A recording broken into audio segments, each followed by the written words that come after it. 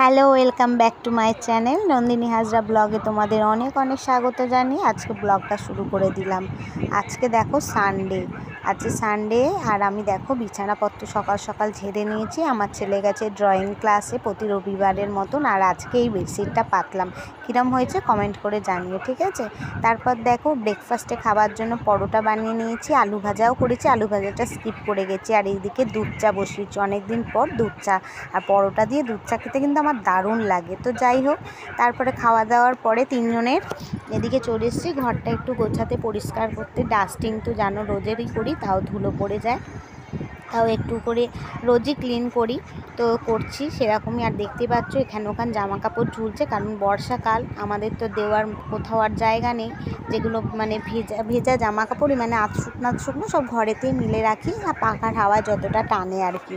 তো বর্ষা বলে যে কাচবো না ধোবো না তা করলে তো হবে না, কাচা ধোয়া সবই করতে হবে। আর আমি তো নোংরা একদমই পছন্দ করি না, যে আর বর্ষাকালে দেখবে বড্ড চ্যাট করে জামা কাপড় বলো যে কোনো জিনিসই। তো সেই কারণে কেচেও দিই, রোজের কেচে ধুয়ে জলটা ঝরে গেলে ঘরেতে দিয়ে দিই। আর এদিকে দেখো ঘরদোর সমস্ত কিছু ঝাঁটা ফাটা দিয়ে দিচ্ছে। আর এই সময় না ওরা দুজনেই নেই, মানে আমার বড় নেই আমার ছেলেও নেই, দুজনে গেছে বাজারে।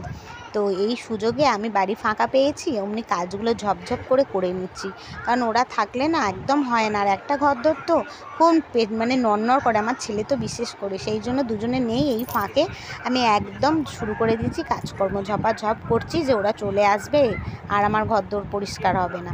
ঘরদোরটা পরিষ্কার থাকলে না তারপর বাদবাকি কাজ করি আমি ধীরে সুস্থে। ঘরদোর নোংরা হয়ে থাকলে আমার কোনো কাজ যেন মন বসে না। এখনও রান্না বসাইনি কিছু না। আর এদিকে দেখো জামা কাপড় ছিল কতগুলো, ওই যে দেখলে না এদিক ওদিক সব মেলা ছিল, ওগুলো সব শুকিয়ে গেছে, এখন গুছিয়ে টুচিয়ে তুলে দেবো। তারপরে যাব রান্না করতে, কারণ ওর বাবা আর আমার ছেলে দুজনেই চলে এসেছে এখন বাজার থেকে। আমার ছেলে আমার পাশেই বসে আছে বিছানা, আমার সাথে বক বক বক বক করছে, আর আমার বর গেছে বাথরুমে হাত মুখ ধুতে আর কি। তো যাই হোক, আর এইদিকে জামা কাপড়গুলো আমি গুছিয়ে নিচ্ছি, আর দেখতে পাচ্ছ অনেকগুলো জামা কাপড়। তারপরে বসে পড়েছি একদম আনাজ কুটতে। তো আজকে না পুঁই শাক চচ্চড়ি করবো ভাবছি মাছের মাথা দিয়ে। আজকে ইলিশ মাছ এনেছে, ইলিশ মাছের মাথা দিয়ে করবো। আর কাঁঠাল দানা আছে, তো কাঁঠাল দানা দিয়ে ভাবছি করবো। কাঁঠাল দানা দিয়ে চচ্চড়িতে দিলে না খুব টেস্ট হয়, ভালোও লাগে খেতে, ওই জন্য। সিজনের জিনিস খেতে সবারই ভালো লাগে, তাই না? তো তোমরা চচ্চড়িতে এরম কাঁঠাল দানা দাও কিনা আমায় একটু কমেন্ট করে জানিও তো। তো যাই হোক, আমি এদিকে শাক চচ্চড়ি করে ফেললাম। আর যেহেতু ইলিশ মাছ কোনো ঝামেলাই নেই, ইলিশ মাছ তো ঝটপট হয়ে যায়, আর সর্ষে বাটাও আমার আছে হয়ে যাবে। আর এদিকে দেখো ইলিশ মাছটা এনেছে। আজকের ইলিশ মাছটা না একটু ছোট ছিল আগের দিনের থেকে। আগের দিনে ইলিশ মাছটা অনেক বড় এনেছিল, অনেকটা দাম দিয়ে, অত টেস্ট লাগেনি।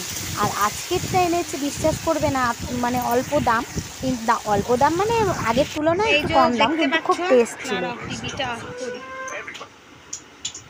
আমার বিছানাপত্র একদম ক্লিন, ঘরদোর একদম গোছানো হয়ে গেছে, কিন্তু আবার ঘাঁটা হয়ে গেছে। আমার ছেলে কাজ করে বসে আছে, দেখতেই পাচ্ছ চেয়ার নিয়ে এখানে, এই যে টিভি চলছে, আর এই যে বৃষ্টি এসে গেছে আবার।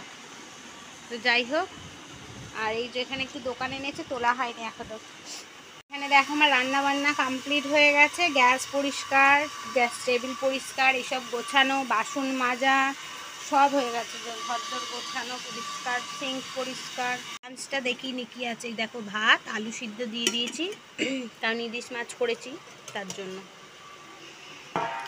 এই যে ইলিশ মাছ ভাজা রেখেছি একটু, এই যে মাছের তেল, আর এখানে আছে মাছের মাথা দিয়ে পুঁই শাক চচ্চড়ি, মাছের মাথা দিয়ে পুঁই শাক চচ্চড়ি, কাঁঠালের দানা ঠানা দিয়ে করেছি, ঠিক আছে। আর আজকে ইলিশ মাছটা একটু তেল ঝাল করেছি, একটু অন্যরকমভাবে, ঠিক আছে, সর্ষে দিয়ে করেছি কিন্তু একটু অন্যরকমভাবে করেছি।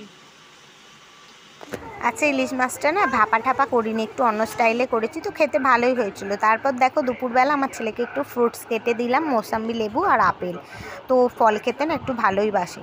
তারপর দেখো সন্ধেবেলা তোমাদের কাছে এলাম, পাঁপড় ভাজা, আমার ছেলে বললো একটু পপকর্ন ভেজে দাও, সে প্যাকেট পপকর্নগুলো হয় না ওগুলো, আর একটু চা।